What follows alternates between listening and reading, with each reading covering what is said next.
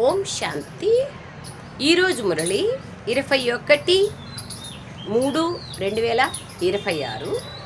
మధురమైన పిల్లలారా, శ్రీమతం ద్వారా కళ్యాణకారులుగా కండి.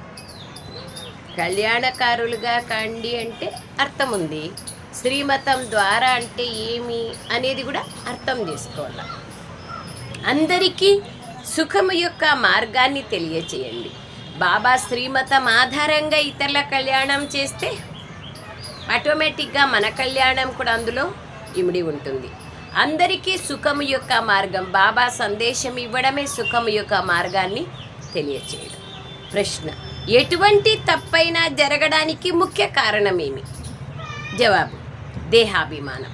దేహాభిమానం ద్వారానే అన్ని తప్పులు జరుగుతాయి. అందుకే ఆత్మాభిమానులుగా కావాలి. ఎటువంటి తప్పైనా జరగడానికి ముఖ్య కారణమేమి? జవాబు: దేహాభిమానం. దేహాభిమానం కారణంగానే పిల్లల ద్వారా చాలా తప్పులు జరుగుతూ ఉంటాయి. వారు సేవను కూడా చేయలేరు.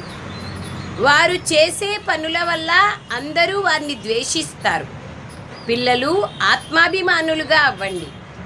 ఏ అకర్తవ్యాన్ని చేయకండి. పాలు పంచదారలా కలిసిపోయి సేవ కోసం మంచి మంచి ప్లాన్లు తయారు చేయండి.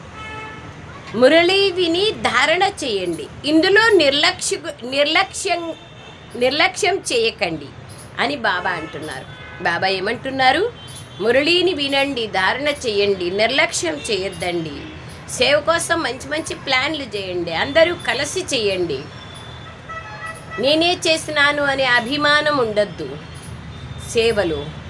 అప్పుడు మన ఉన్నతి అవుతుంది, ఆశీర్వాదాలు లభిస్తాయి. నేను చేసినానని చూపించుకుంటే అందులో ఆశీర్వాదాలు ఉండలేదు. పాట: ఆకాశ సింహాసనాన్ని వదిలి కిందికి రండి తండ్రి అని భగవంతుని మనం పిలుస్తూ వచ్చినాం. ఓం శాంతి. ఆత్మిక పిల్లలకు ఆత్మిక తండ్రి శ్రీమతాన్ని ఇస్తున్నారు.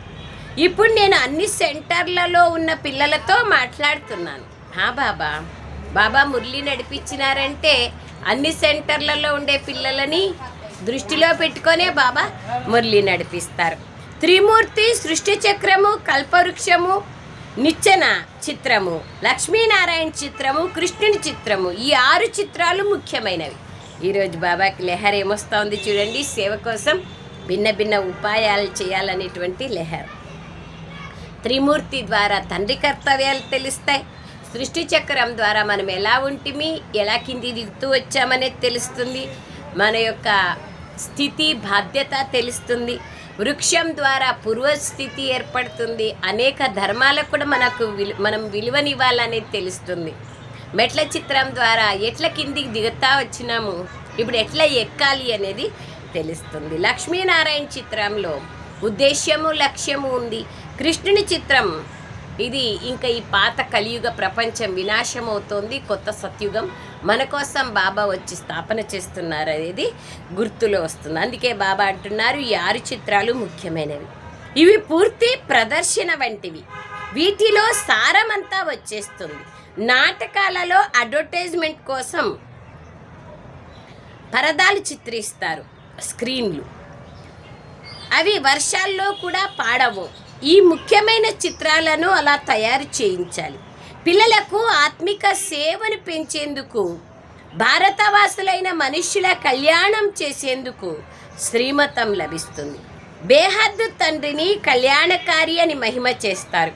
మరి తప్పకుండా అకళ్యాణకారి కూడా ఎవరో ఒకరు ఉంటారు కదా.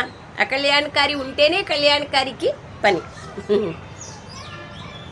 వాళ్ళు ఎవరనేది తెలియలేదు కదా. అతడి వల్లే బాబా వచ్చి కళ్యాణం చేయాల్సి వస్తుంది.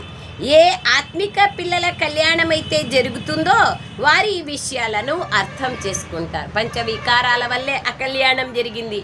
ఇప్పుడు ఆత్మాభిమానిగా అయితేనే కళ్యాణం జరుగుతుంది. ఏ ఆత్మిక పిల్లల కళ్యాణం అయితే జరుగుతుందో వారి ఈ విషయాలను అర్థం చేసుకోగలుగుతారు. మా కళ్యాణం జరిగింది కాబట్టి మేము ఇతరుల కళ్యాణం కూడా చెయ్యాలి అని వారు భావిస్తారు. బాబాకు కూడా ఎలా కళ్యాణం చెయ్యాలి అనే చింతన జరుగుతూ ఉంటుంది. బాబా ఉపాయాలను తెలియచేస్తారు. 6-9 సైజుల షీట్ పైన ఈ చిత్రాలను తయారు చేయాలి. ఢిల్లీ వంటి పట్టణాలకు సాధారణంగా ఎక్కువ మంది మనుషులు వస్తూ ఉంటారు. పెద్ద పెద్ద సిటీలకి చాలామంది వస్తూ ఉంటారు. బాబా సైజు కూడా చెప్తున్నారు 6x9. ఆ కాలంలో బాబా 6x9 అంటే చాలా పెద్ద చిత్రం. ఈ కాలంలో పెద్ద పెద్ద చిత్రాలు తయారైపోయినాయి కదా.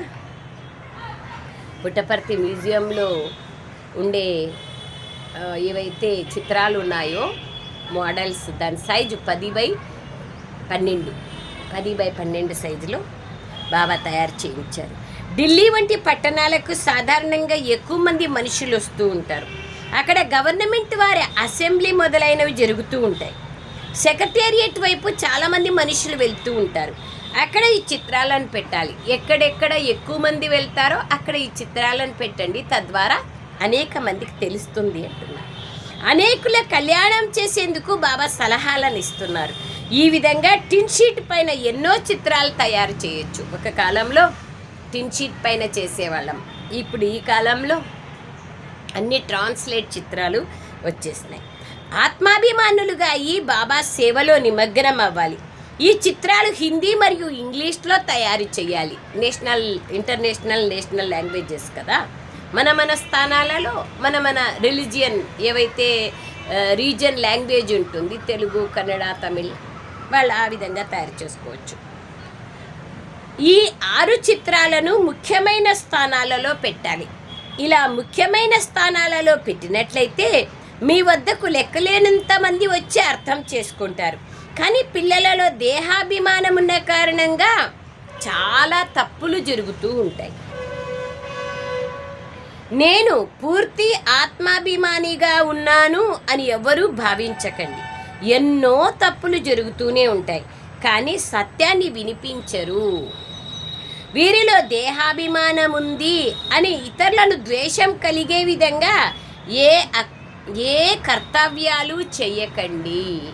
అహంకారం లేకి రావడము, దేహాభిమానం లేకి రావడము, అలాంటి కర్తవ్యాలు చేయడము, ఒకరు చెప్పింది ఒకరు వినకపోవడము, ఇవన్నీ దేహాభిమానం యొక్క కర్తవ్యాలు కదా. నేనేం తక్కువ, నువ్వేం తక్కువ అనేటువంటి అభిప్రాయాలు లేకొచ్చినప్పుడు ఆటోమేటిక్గా కర్తవ్యాలు అలాంటివి చెయ్యకండి అంటున్నారు బాబా.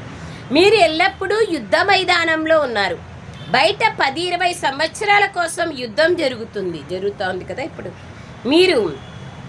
కానీ మాయతో మీ యుద్ధం అంతిమ సమయం వరకు జరుగుతుంది. మన యుద్ధం చూడండి, ఎప్పటి నుంచి బాబా బిడ్డలైనామో అప్పటి నుంచి ధర్మ యుద్ధం జరుగుతుంది. ఇది చేయాలా, అది చేయాలా, ఇది తప్పు, అది ఒప్పు అనే తెలివి బాబా బిడ్డలైన తర్వాతనే మన మనస్సులో ఆ యొక్క ద్వంద్వం నడుస్తుంది. బాబా మనకు చెప్తారు. సో బాబా అంటున్నారు, యుద్ధ మైదానంలో ఉన్నారు. బయట 10-20 సంవత్సరాల వరకు యుద్ధం జరుగుతుంది. కానీ మాయతో మీ యుద్ధం అంతిమం వరకు జరుగుతూనే ఉంటుంది. ఇది గుప్తమైనది, దీని గురించి ఎవ్వరూ తెలుసుకోలేరు. గీతలో చూపించిన మహాభారత యుద్ధంలో దైహికమైన స్థూల యుద్ధంగా చూపించారు, కానీ అది ఆత్మిక యుద్ధం. అండర్లైన్ చేసుకోండి. అహింసా పరమోధర్మ అనేటువంటి నియమాన్ని కలిగి ఉన్నటువంటి శ్రీకృష్ణుడు హింసాత్మకమైన యుద్ధం చేయించడానికి వీల్లేదు కదా. అందుకయ్యే బాబా అంటున్నారు, అక్కడ చూపించింది స్థూలమైన యుద్ధం చూపించారు, కానీ వాస్తవికంగా అది సూక్ష్మమైన అహింసాత్మక యుద్ధం, ఆత్మిక యుద్ధం. పాండవులది ఆత్మిక యుద్ధం. ఆ దైహిక యుద్ధము పరంపిత పరమాత్మ నుండి విపరీత బుద్ధి కలవారు చేసే యుద్ధం. బ్రాహ్మణ కులభూషణులైన మీది ప్రీతి బుద్ధి. మీరు ఇతర సాంగత్యాలు వదిలి ఒక్క బాబాతో సాంగత్యాన్ని జోడించారు. అనేక సార్లు దేహాభిమానం లేకొచ్చిన కారణంగా మర్చిపోతారు. వారు మళ్ళీ తమ పదవినే భ్రష్టం చేసుకుంటారు. మళ్ళీ అంతిమ సమయంలో చాలా పశ్చాత్తాపడాల్సి ఉంటుంది. అప్పుడు ఏమీ చేయలేరు. ఇది కల్పకల్పము యొక్క ఆట. ఈ సమయంలో ఏదైనా అకర్తవ్యం చేస్తే కల్పాంతరాల వరకు పదభ్రష్టులైపోతారు. చాలా నష్టం కలుగుతుంది. అకర్తవ్యం అంటే ఏమి, అకళ్యాణం అంటే ఏమి, కళ్యాణం ఏది, సేవ ఏది అనేది కూడా తెలుసుకోవాలి. చాలా నష్టం కలుగుతుంది. ఇంతకుముందు మీరు 100% నష్టంలో ఉండేవారు. ఇప్పుడు బాబా 100% లాభం లేకి తీసుకెళ్తున్నారు. కావున వారి శ్రీమతం పైన నడవాలి కదా. పిల్లలు ప్రతి ఒక్కరూ కళ్యాణకారులుగా కావాలి. అందరికీ సుఖం యొక్క దారిని చూపించాలి. సుఖము స్వర్గంలోనే ఉంటుంది. ఆత్మిక సుఖం స్వర్గంలోనే ఉంటుంది. అతీంద్రియ సుఖం నరకంలో ఉండేది దుఃఖము. ఎందుకంటే ఇది వికారి ప్రపంచం, అది నిర్వికారి ప్రపంచం. ఇప్పుడు ప్రపంచం వికారంగా అయిపోయింది. మళ్ళీ బాబా నిర్వికారులుగా తయారు చేస్తారు. ఈ విషయాల గురించి ప్రపంచంలో ఎవ్వరికీ తెలియదు. కావున ఈ ముఖ్యమైన చిత్రాలను పర్మనెంట్ స్థానాలలో పెట్టాలి. 6 చిత్రాలు చెప్పారు కదా ఇవాళ బాబా. మొట్టమొదట ఢిల్లీ ముఖ్యమైనది, ఇప్పుడెప్పుడో పెట్టేశారు. 2వది బొంబాయి, 3వది కలకత్తా. ఎవరికైనా ఆర్డర్ ఇచ్చినట్లయితే వారి షీటు పైన తయారు చేయగలుగుతారు. విహరించేందుకు ఆగ్రా కూడా చాలామంది వెళ్తారు. పిల్లలు చాలా బాగా సేవ చేస్తున్నారు. ఇంకా ఏదైనా మంచి కర్తవ్యాన్ని చేసి చూపించాలి. ఈ చిత్రాలు తయారు చేయడంలో కష్టమేమీ లేదు, కేవలం అనుభవం కావాలి. దూరం నుంచి కూడా చదవగలిగే మంచి పెద్ద పెద్ద చిత్రాలు ఉండాలి. సృష్టి చక్రాన్ని కూడా బాగా పెద్దగా తయారు చేయొచ్చు, కానీ ఎవరూ పాడు చేయకుండా చాలా జాగ్రత్తగా పెట్టాల్సి ఉంటుంది. యజ్ఞంలో అసురుల విఘ్నాలు వస్తూ ఉంటాయి. ఎందుకంటే ఇవి కొత్త విషయాలు. వాళ్ళందరూ దుకాణాలను తెరుచుకొని కూర్చున్నారు. చివరిలో మేమందరం కిందికి దిగుతూ వచ్చామని, కావున తప్పకుండా ఏదో ఒక లోపం ఉందని అందరూ అర్థం చేసుకుంటారు. బాబా కళ్యాణకారి అయినారు. భారతదేశ కళ్యాణం ఎలా జరుగుతుందో, ఎందుకు జరుగుతుందో బాబాయే వచ్చి తెలియచేస్తున్నారు. భారతదేశాన్ని తమోప్రధానంగా ఎవరు చేశారో, మళ్ళీ సతోప్రధానంగా ఎవరు తయారు చేస్తారో ఎవరికీ తెలియదు. తెలిస్తే బాబాని కలవకుండా ఉండలేరు కదా. ఈ చక్రం ఎలా తిరుగుతుందో ఎవరికీ తెలియదు. సంగమ యుగం గురించి కూడా ఎవరికీ తెలియదు. భగవంతుడు ప్రతి యుగంలోనూ వస్తాడని భావిస్తారు. సంభవామి యుగే యుగే అన్నారు కదా. కాసేపు భగవంతుడు నామరూపాలకు అతీతుడు అంటారు. ప్రాచీన భారతదేశం స్వర్గంగా ఉండేది. క్రీస్తుకి 3000 సంవత్సరాలకు పూర్వం దేవతల రాజ్యం ఉండేది. మళ్ళీ కల్పమాయిషిని పెద్దగా చూపించారు. బాబా అంటున్నారు, పిల్లలు ఆత్మాభిమానులుగా అయ్యేందుకు చాలా పురుషార్థం చేయాలి. ఈ ఒక్క జన్మలో బాబా బిడ్డ అయినాక మనం పురుషార్థం చేయాలి. కాబట్టి చాలా పురుషార్థం జరగాలి.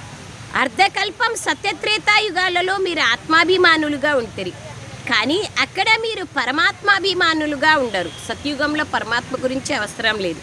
ఇక్కడ మీరు ఆత్మాభిమానులుగా అవుతారు. మళ్ళీ ఆత్మాభిమానులుగా అవ్వాల్సిన అవసరం ఉండదు. యాత్ర అన్న పదము కూడా ఉంది, కానీ దాని అర్థం వారికి తెలియదు. ఆ స్థూలమైన యాత్ర తీర్థయాత్ర అనుకున్నారు. మన్మనాభవ అనగా ఆత్మిక యాత్రలో ఉండమని బాబా చెప్తున్నారు. ఓ ఆత్మల్లారా, తండ్రినైన నన్ను స్మృతి చెయ్యండి. కృష్ణుడు ఈ విధంగా చెప్పలేడు. అతడి గీతా భగవంతుడు ఎలా అవుతారు? అతడిపైన ఎవరూ కలంకాన్ని మోపలేరు. ఆయన అంత ఉన్నతోన్నతమైన సత్వప్రధాన ఆత్మ. అలాంటి కృష్ణుని పైన కూడా కలంకాలు వేశారు కదా. ఎంతోమంది చీరలు దొంగలించినారని, వెన్న దొంగలించినారని, గోపికల్ని అపహరించినారని రకరకాలుగా. మీరు మెట్లు దిగినప్పుడు అర్ధకల్పం కామాగ్నిలో కూర్చొని నల్లగా అయిపోయారు. ఇప్పుడు ఇది లోహపు యుగం. దీని సాంప్రదాయం నల్లగానే ఉంటుంది, కానీ అందరినీ నల్లగా ఎలా తయారు చేయగలరు? చిత్రాలు ఏవైతే తయారు చేశారో అవన్నీ అర్థం చేసుకోకుండా తయారు చేశారు, ఏదో వాళ్ళకి తోచినట్లుగా. అతన్నే నల్లనివాడు అంటారు, అతన్నే శ్యామసుందరుడు అంటారు, కానీ ఇది ఎలా సంభవం? కావుననే వీరిని అంధశ్రద్ధలతో బొమ్మల పూజ చేసేవారు అంటారు. బొమ్మలకు నామరూప దేశకాలాలు ఉండవు. మీరు కూడా ఇంతకు ముందు ఆ విధంగా పూజ చేసేవాళ్ళు కదా. చెయ్యొద్దని బాబా ఏమన్నారు, కానీ తెలివిస్తున్నారు. దానివల్ల లాభమేమి నష్టమేమి అనే తెలివిస్తున్నారు. దాని అర్థం మీకు ఏమాత్రము తెలిసేది కాదు. కావున ప్రదర్శనలో ముఖ్యమైన చిత్రాలు తయారు కావాలి. ఒక కమిటీని తయారు చేయాలి. ఇప్పుడు అనేక కమిటీలు తయారయ్యాయి సేవ కోసం. ప్రదర్శన తర్వాత ప్రదర్శనని అలా జరుపుతూనే ఉండాలి. బంధనముక్తులు చాలామంది ఉన్నారు. కన్యలు బంధనముక్తులు, అలాగే వానప్రస్థులు కూడా బంధనముక్తులు. కన్యలకి ఏవి బంధనాలు ఉండవు, మరియు వానప్రస్థులకు కూడా బంధనాలు ఉండవు. కావున పిల్లలు ఆజ్ఞను అమలుపరచాలి. మీరు గుప్తమైన పాండవులు, ఎవరూ మిమ్మల్ని గుర్తించలేరు. బాబా గుప్తమే. జ్ఞానం కూడా గుప్తమే. అక్కడ మనుషులకు జ్ఞానాన్ని ఇస్తారు, ఇక్కడ పరమాత్మ అయిన తండ్రి ఆత్మలకు జ్ఞానాన్ని ఇస్తారు. కానీ ఆత్మ జ్ఞానం తీసుకుంటుందని వారు భావించరు. ఆత్మ చెవుల ద్వారా జ్ఞానాన్ని వింటుంది కదా, ఆత్మనే ధారణ చేసేది. ఆత్మ గ్రహించినప్పుడే ధారణ అవుతుంది కదా. ఎందుకంటే వారు ఆత్మను నిర్లేపన్నారు. వాస్తవానికి ఆత్మనే అన్నీ చేస్తుంది. కర్మానుసారంగా ఆత్మయే పునర్జన్మను తీసుకుంటుంది. బాబా ఈ పాయింట్లన్నింటినీ చాలా బాగా బుద్ధిలో నిలుపుతారు. సెంటర్లన్నింటిలోనూ స్వయం అర్థం చేసుకొని ఇతరులకు కూడా అర్థం చేయించే ఆత్మాభిమాని పిల్లలు నంబర్ వారుగా ఉన్నారు. దేహాభిమానులు స్వయం అర్థం చేసుకోలేరు, ఇతరులకు కూడా అర్థం చేయించలేరు. నేను ఏమీ అర్థం చేసుకోలేకపోతున్నాను అని భావించడం కూడా దేహాభిమానమే. అరే నీవు ఒక ఆత్మవు, అది కూడా అర్థం కాదా? బాబా కూర్చొని ఆత్మలకు అర్థం చేయిస్తున్నారు. బుద్ధి తెరుచుకోవాలి కదా. కానీ భాగ్యంలో లేకపోతే బాబా భాగ్య విధాత తండ్రి ఈ మాట చెప్పాల్సి పడుతోంది. భాగ్యంలో లేకపోతే బుద్ధి తెరుచుకోదు అని. బాబా పురుషార్థం చేయిస్తారు, కానీ భాగ్యంలో లేకపోతే పురుషార్థం కూడా చెయ్యరు. నిజానికి ఇది చాలా సహజమైంది. తండ్రిని మరియు వారసత్వాన్ని అర్థం చేసుకోవాలి. బేహద్దు తండ్రి నుండి వారసత్వం లభిస్తుంది. భారతవాసులైన మీరందరూ దేవీ దేవతలుగా ఉండేవారు. మీ పూజ కూడా అలా జరిగేది. ఈ సమయంలో పతితులుగా అయిపోయారు. ఎంతగా అర్థం చేయించడం జరుగుతుంది. స్వయాన్ని ఆత్మగా భావించి తండ్రిని స్మృతి చేయండి. పిల్లలు, నేను మిమ్మల్ని దేవీ దేవతలుగా తయారు చేశాను, కానీ మీరు ఇప్పుడు ఎలా తయారయ్యారో చూడండి అని బాబా అంటున్నారు. ఇదే ఇప్పుడు కుంభీపాక నరకం. ఎక్కడ చూసినా దుఃఖమే దుఃఖం, అందుకే కుంభీపాక నరకం. విషయ వైతరణి నదిలో మనుష్యులు పశుపక్షాదులు అన్నింటినీ ఒకే రకంగా చూపిస్తారు. కానీ ఇక్కడ మనుష్యులు ఇంకా పాడైపోయారు. మనుష్యుల్లో క్రోధం కూడా చాలా ఎక్కువగా ఉంది. లక్షల మందిని చంపేస్తున్నారు. చూస్తున్నాం కదా మనం. ఇజ్రాయిల్ ఇరాన్ యుద్ధం జరుగుతూ ఉంది కదా. రష్యా సహాయం చేస్తూ ఉంది. ఒకవేళ అమెరికా కూడా సహాయం చేసింది ఆపోజిట్గా అంటే అయిపోయింది, ఇంకా వినాశం జరిగిపోతుంది. ఎన్ని తయారు చేస్తూ ఉన్నారు చూడండి. బాబా ఎంతో చక్కగా అర్థం చేయిస్తున్నారు. పిల్లరారా ఇలా ఇలా చెయ్యండి అని. వేశ్యాలయంగా మారిపోయిన భారతదేశాన్ని బాబానే వచ్చి శివాలయంగా తయారు చేస్తున్నారు. చిత్రాలను తయారు చేయండి అని డైరెక్షన్ కూడా ఇస్తారు. పెద్ద పెద్ద మనుషులు ఎవరైతే ఉంటారో వారికి వెళ్ళి అర్థం చేయించండి. ఈ ప్రాచీన యోగాన్ని గురించి, ప్రాచీన జ్ఞానాన్ని గురించి అందరికీ అర్థం చేయించాలి. హాల్ తీసుకొని ప్రదర్శన మొదలైనవి నిర్వహించాలి. నిజానికి వారు హాల్ కోసం డబ్బును తీసుకోకూడదు. కొన్ని సేవా కేంద్రాల్లో హాళ్ళ కోసం డబ్బులు తీసుకుంటారు కదా. మా మెయింటెనెన్స్ కూడా జరగాలి కదా అంటారు. అయినా మీకెంత భావ్యం అనిపిస్తే అంత తీసుకోండి అని చెప్పాలి. ముందు చిత్రాలను అయితే చూడండి. వారు చిత్రాలను చూసినట్లయితే వెంటనే డబ్బు తిరిగి ఇచ్చేస్తారు. అలాంటి వాళ్ళు ఇప్పుడు ఎక్కడున్నారు బాబా? అంత ధార్మిక బుద్ధి కలిగిన వాళ్ళు లేరు. అందరూ కమర్షియల్ బిజినెస్ మైండ్. ఇలా యుక్తిగా అర్థం చేయించాల్సి ఉంటుంది. వారి చేతిలో అధికారం ఉంటుంది కదా. వారు ఏది కావాలనుకుంటే అది చేయగలరు, కానీ వారు అర్థం చేసుకోరు. వినాశకాలంలో విపరీత బుద్ధి కలవారు వినాశనాన్ని పొందుతారు. పాండవులు భవిష్యత్తులో పదవిని పొందుతారు. రాజ్యము భవిష్యత్తులో ఉంటుందే కానీ ఇప్పుడు ఉండదు. ఇప్పుడు బాబా అర్థం చేయించారు. ప్రదర్శన కూడా చేయాలి. చాలా మంచిగా కార్డు పైన ఆహ్వానం ఇవ్వాలి. మీరు మొదట పెద్దవారికి అర్థం చేయిస్తే వారు సహాయం కూడా చేస్తారు. అంతేకాని ఖాళీగా పడుకోకూడదు. అది విశ్రాంతిగా ఉండకూడదు. ఏదో ఒక సేవలో స్వయంని బిజీగా పెట్టుకోవాలి. చాలామంది పిల్లలు దేహాభిమానంలో నిద్రిస్తూ ఉంటారు. బాబా చెప్పేటువంటి నిద్ర ఏది? స్థూలమైన నిద్ర కూడా తప్పే, నిర్లక్ష్యం, సోమర్తనమే. బాబా చెప్పేది దేహాభిమానం అనే నిద్ర. కమిటీని తయారు చేసి పాలు పంచదార వలె కలిసిపోయి ప్లాన్లు తయారు చేయాలి. ఇలా ఎందుకు అందరూ కలవాలి? ఆలోచించుకోవాలి. మనం ఒకవైపు సేవ చేస్తూ ఇంకొక వైపు వీళ్ళు కూడా ఇట్లున్నారు, వీళ్ళలో కూడా అనైక్యత ఉంది, వీళ్ళు కలిసిమెలిసి ఉంటారు, వీళ్ళలో కూడా ఐకమత్యం లేదు అనేది వస్తే ఏమొస్తుంది? డిస్సర్వీసే కదా. ప్లాన్లు తయారు చేయాలి. మురళిని చదవకపోతే ధారణ ఎలా జరుగుతుంది? ఇలా చాలామంది నిర్లక్ష్యంతో ఉంటారు.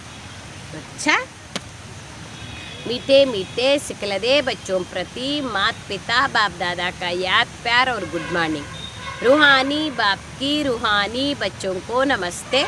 हम रूहानी बच्चों की रूहानी मात पिता बाप दादा को याद प्यार गुड मॉर्निंग और नमस्ते नमस्ते नमस्ते. बाबा नमस्ते. सारा ఆత్మాభిమానులుగా అయి సేవ కోసం విభిన్న ఉపాయాలను ఆలోచించాలి. ఇంపార్టెంట్ ఆత్మాభిమాని స్థితి. పరస్పరం పాలు చక్కెరలాగా కలిసిపోయి ఉంటూ సేవం చేయాలి. కలుపుకుంటే నాకు గౌరవం పోతుందేమో అనుకుంటారు. కలిసిమెలిసి చేస్తే ఎంత బాగుంటుంది. చిన్న చిన్న ఊర్లలో అంతా డిస్టర్బెన్సెస్ ఉంది అంటే డిస్సర్వీస్ చేస్తారంటే వేస్ట్ కదా. మనం చేసే సేవ వృధా. బాబా ఏ విధంగా కళ్యాణకారిగా ఉన్నారో మీరు అదే విధంగా కళ్యాణకారులుగా కావాలి. సెకండ్ పాయింట్, ప్రీతి బుద్ధి కలవారిగా అయ్యి ఇతర సాంగత్యాలన్నీ వదిలి ఒక్కరితో సంబంధాన్ని జోడించాలి. కల్పాంతరాల వరకు నష్టాన్ని కలిగించే పనులేవి చేయకూడదు. బాబా అంటున్నారు, ప్రీతి బుద్ధి కలవారిగా ఈ ఇతర సాంగత్యాలన్నీ వదిలి ఒక్కరితో సంబంధాన్ని జోడించాలి. కల్పాంతరాల వరకు నష్టాన్ని కలిగించే పనులేవి చేయకూడదు. మనకే నష్టం కదా, ఎవరికి దాని ద్వారా నష్టం లేదు. వరదానం, బేహద్ వైరాగ్య వృత్తి ద్వారా నష్టమోహ స్మృతి స్వరూపులుగా అయ్యే అచల్ అడోల్గా కండి. ఎవరైతే సదా బేహద్ వైరాగ్య వృత్తిలో ఉంటారో వారు ఎప్పుడూ ఎటువంటి దృశ్యాన్ని చూసినా గాబరా పడరు, చెలించరు. సదా స్థిరంగా దృఢంగా ఉంటారు. ఎందుకంటే బేహద్ వైరాగ్య వృత్తి ద్వారా నష్టమోహ స్మృతి స్వరూపులుగా అవుతారు. ఒకవేళ ఏదైనా కొద్దో గొప్ప చూసి అంశమాత్రమైన అలజడి జరిగితే మోహం ఉత్పన్నమైతే వారిని అంగద సమానమైన స్థిరమైన దృఢమైన వారు అని అనరు. అంశమాత్రం కూడా అలజడి జరగకూడదు, మోహము ఉత్పన్నం కాకూడదు. అప్పుడు స్థిరమైన దృఢమైన వారు అని అనరు. బేహద్ వైరాగ్య వృత్తిలో గంభీరతతో పాటు రమణీకత కూడా ఇమిడి ఉంది. ఏది నాది కాదు అనుకున్నప్పుడు అందరితో కలిసిపోతారు. స్లోగన్, రాజ్యాధికారితో పాటుగా బేహద్ వైరాగిగా ఉండడం ఇదే రాజఋషి ఆత్మకు గుర్తు. స్వయం పైన రాజ్యాధికారం చేయాలి, ఇతరుల పైన కాదు. మరియు బేహద్ వైరాగి అనగా ఋషి, తపస్విగా ఉండడమే రాజఋషి ఆత్మలకు గుర్తు. అవ్యక్త సూచన, నిశ్చయమనే పునాదిని దృఢంగా చేసుకొని సదా నిర్భయంగా నిశ్చింతగా ఉండండి. నిశ్చయమనే పునాదిని దృఢంగా చేసుకొని సదా నిర్భయంగా నిశ్చింతగా ఉండండి. వ్యర్థ సంకల్పాలు సంశయానికి అవకాశం ఇస్తాయి.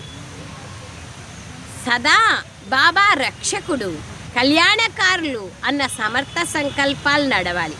ఈ నిశ్చయానికి తప్పకుండా విజయం ఉంటుంది. కనుక ప్రశ్నార్థకము అనేది వంకర దారిలో పోకుండా సదా కళ్యాణం అనే బిందువుని పెట్టండి, ఫుల్ స్టాప్. ఈ విధి ద్వారా ప్రతి విషయము